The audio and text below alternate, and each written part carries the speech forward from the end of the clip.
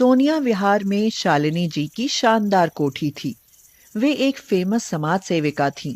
आए दिन meeting attend करती थीं। उनके दो बेटे थे। दोनों ही अच्छी पोस्ट पर थे और अपनी माँ को बहुत ही ज्यादा चाहते थे। अभी हाल ही में उन्होंने अपने बड़े बेटे कौशल की शादी की।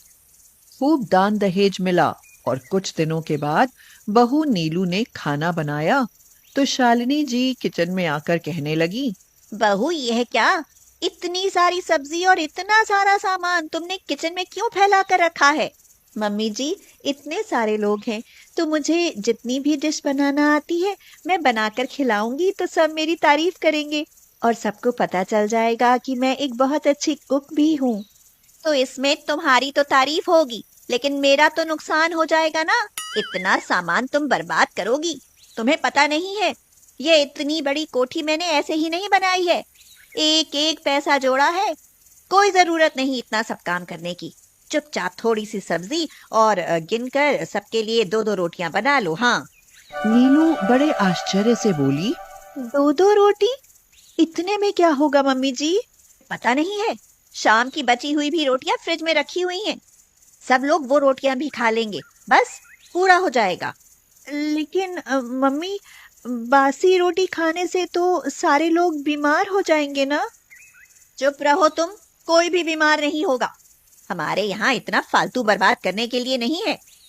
अपने घर में तुम जो भी करती रही हो ना, वह वहीं करना, लेकिन यहाँ यह सब नहीं चलेगा। हाँ, जैसा मैं कहूँ वैसा ही करना होगा।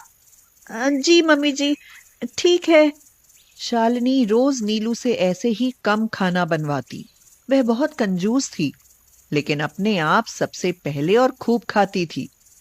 जैसे ही खाना बनता वैसे ही शालिनी कहती, बहू, मेरे लिए खाना ले आओ। मुझे तो अपनी दवा खानी है और वैसे भी मैं बहुत कमजोर हो गई हूँ।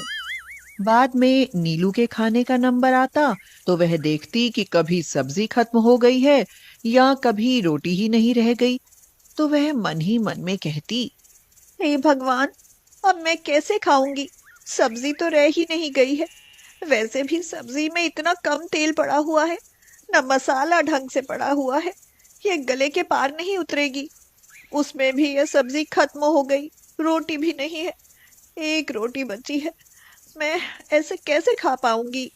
वो शालिनी के पास जाकर कहने लगी, मम्मी जी, मैं भूखी रह जाती हूँ। थोड़ा ज्यादा खाना बनवाया कीजिए। अरे बाप रे बाप, कितना खाती है तू? तू तो बहुत पेटू है। नीलू को शर्म आ गई। अब वह शर्म के मारे कहती ही नहीं थी। धीरे धीरे वह कमजोर होने लगी। एक दिन उसे चक्कर आ गया और वह गिर पड़ी। थोड़ी देर में उसे होश आया तो उसने अपनी माँ मालती को फोन किया। उसकी माँ वहां आई और उसने डॉक्टर को बुलाया। डॉक्टर ने चेकअप किया और बताया, देखिए, इन्हें बहुत कमजोरी है। इनके शरीर में खून की बहुत कमी हो गई है। खून चढ़ाना पड़ेगा। विटामिन प्रोटीन की कमी की वजह से ये हाल हुआ है इनका। आप इन्हें पहले तो हॉस्पिटल में एडमिट करवाएं, अच्छी देखभाल करें, अच्छा और पौष्टिक खाना खिलाएं। यह सुनकर शालिनी बोली, कुछ नहीं, ये आजकल की कमजोर पीढ़ी की बातें हैं। मुझे देखो, मैं भी तो इसी घर में रहती हूँ, वही खाती हूँ जो यह खाती है, लेकिन मैं तो ठीक हूँ। यह सब ड्रामा और मक्कारी है और कुछ नहीं है। यह सुनकर नीलू की मम्मी मालती बोली तो कुछ नहीं, लेकिन उन्होंने नीलू से सारी बातें पूछ ली। वह शालिनी से लड़ना नहीं चाहती थी, इसलिए वह अपनी बेटी नीलू को अपने साथ अपने घर ले गई और वहां हॉस्पिटल में भर्ती करवा दिया। थोड़े ही दिनों में नीलू की तबीयत ठीक हो गई। अब की बार मालती ने चलते समय खूब ढेर सारा खाने पीने का सामान अपनी बेटी के साथ भेज दिया। यह देखकर शालिनी खुश हो गई। वह बोली, बहू, और खाना बनाने की जरूरत भी नहीं है अब। पहले इतना ढेर सारा सामान खत्म कर लो, फिर कुछ बनेगा। यह सुनकर तो नीलू ने अपना माथा ठोक लिया और बोली, क्या फायदा रहा, इतना सारा फालतू सामान लेकर आई। इन्होंने खाना बनवाना भी बंद कर दिया। अब शालिनी के दूसरे बेटे विकास की भी शादी हो गई। छोटे बेटे विकास की पत्नी शनाया बहुत तेज तर्रार थी। उसको खाना बनाने के लिए कहा गया। वह जैसे ही किचन में पहुंची, शालिनी पहुंच गई और शनाया से कहा, बहू, सबके लिए गिन गिन कर रोटी बनाना, फालतू ना हो।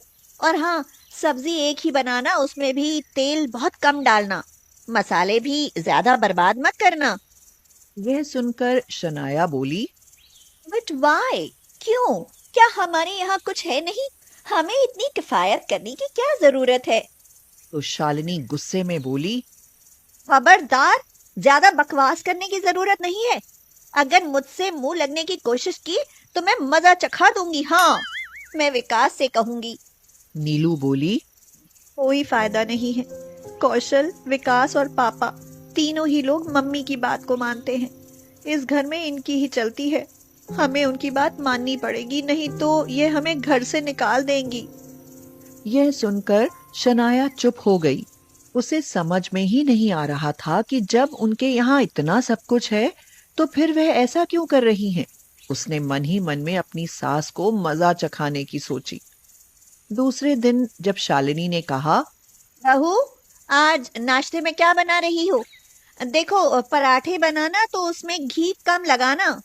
तो शनाया बोली, मम्मी जी, मैं कहती हूँ कि पराठा बनाने की क्या जरूरत है? बिना घी की रोटी ही बना लूं।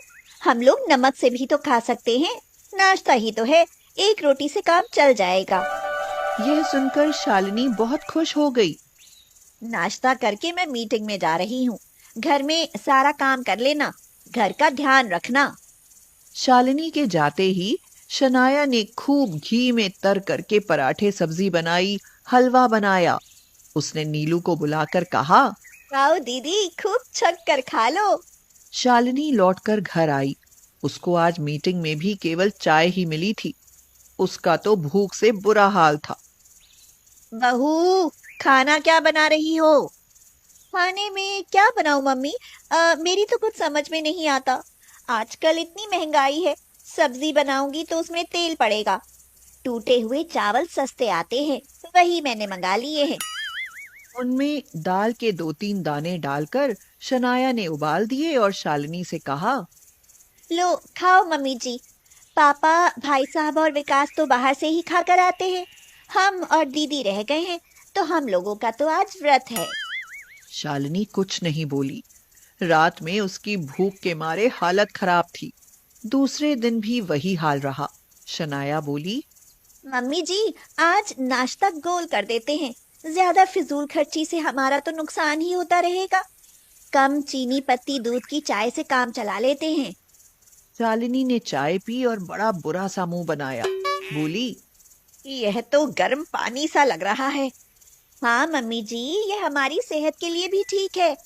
आजकल की हमारी पीढ़ी इन्हीं चीजों से ही तो कमजोर हो गई है। शालिनी को आज थकावट महसूस हो रही थी। वह बोली, ठीक है, आज एक विधवा आश्रम में विजिट करना है, मैं वहां जा रही हूँ। ऐसा कहकर वो निकल गई। शालिनी के जाते ही नीलू और शनाया ने अच्छा सा खाना बनाया। शनाया बोली, आज तो भाई मटर पनीर का प्रोग्राम हो जाए। उन लोगों ने जमकर खाया और रात के खाने के लिए अपने रूम में ले जाकर रख दिया। शालिनी लौट कर आई। आज भी वह भूखी थी। उसने कहा, खाना ले आओ। शनाया 2 रोटी और साथ में उबले हुए थोड़े से आलू का भरता लाकर बोली, लीजिए मम्मी जी, तुम लोग भी खा लो। यह सुनकर शनाया और नीलू दोनों एक एक रोटी और थोड़ा सा भरता लेकर बैठ गईं और बोली, बस मम्मी, हम लोग इतना ही खाते हैं। इससे ज्यादा खाना बर्बाद करना हमें अच्छा नहीं लगता। थोड़े ही दिनों में शालिनी की तो हालत खराब हो गई। अब वह चलती थी तो उसे चक्कर आते थे। अब उससे नहीं रहा गया। वह बोली, बहू, अच्छा सा खाना बनाओ, अच्छी सी सब्जी बनाओ। अब बस बहुत हो गया। अब इससे ज्यादा कंजूसी मैं बर्दाश्त नहीं कर सकती। मैं अब भूखी नहीं रह सकती। हाँ। अब शालिनी के सिर से कंजूसी का भूत उतर गया, क्योंकि वह तो हमेशा दूसरों पर कंजूसी दिखाती थी।